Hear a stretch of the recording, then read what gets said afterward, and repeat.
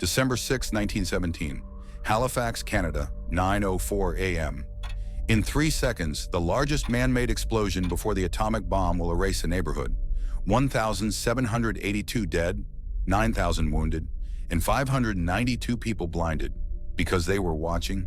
But this catastrophe would accidentally revolutionize medicine. It began with 2 ships and a goodbye that saved 300 lives. The SS Mont-Blanc, French cargo ship, rusty, unremarkable. But in her belly, 2,300 tons of picric acid, 200 tons of TNT, 35 tons of benzol, 10 tons of gun cotton, combined 2.9 kilotons of explosive power. Captain Aimé Lemedec's orders: deliver these munitions to France. But first, navigate the Narrows, Halifax's most dangerous channel. He didn't know death was sailing toward him from the opposite direction. The SS Imo, Norwegian, empty, heading to New York for Belgian relief supplies. Captain Håkon From was late. He pushed through the Narrows fast, weaving when he should have held course. Straight ahead, a ship with no warning signals emerged from the mist. 8:45 a.m. Mont-Blanc whistles once, turning right. Imo whistles twice, turning left. Same water, no escape. The collision was gentle, 1 knot, walking speed, a scrape of metal, but sparks found the benzol drums. Fire erupted. Captain Lemedec screamed, "Abandonnez!" The crew dove into freezing water. They never warned the city. The burning Mont Blanc drifted toward Pier 6, toward thousands of innocent people, and everyone came out to watch. Vincent Coleman, train dispatcher, worked feet from Pier 6. A sailor burst in screaming about ammunition. Coleman's blood ran cold. Train number 10 was racing toward Halifax, 300 passengers. His colleague begged him to run.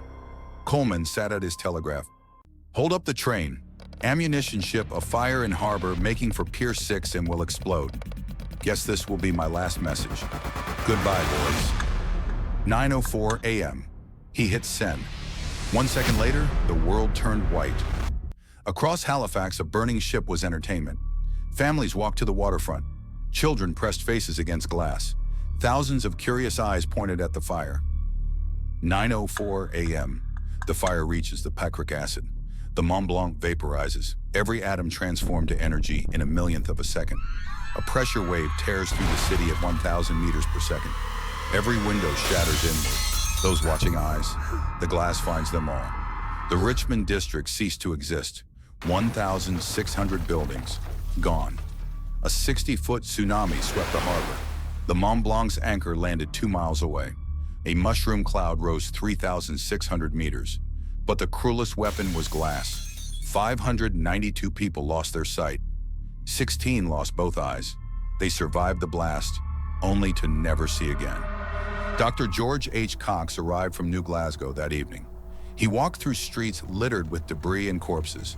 Camp Hill Hospital held 1,500 patients in a 250-bed facility. Bandaged eyes everywhere. He later wrote, "In many cases there were no real eyeballs, stuffed with glass, crockery, brick, and splinters. 5 days, no sleep, 1 surgery every 15 minutes, 75 eye removals, 12 ophthalmologists, 592 eye injuries, 249 enucleations." They documented everything. Boston answered within hours. Doctors, nurses, supplies, all loaded onto trains racing through the worst blizzard in years. 16 inches of snow buried the devastated city. But Boston kept coming. The techniques developed in those desperate days spread across the medical world. Halifax never forgot.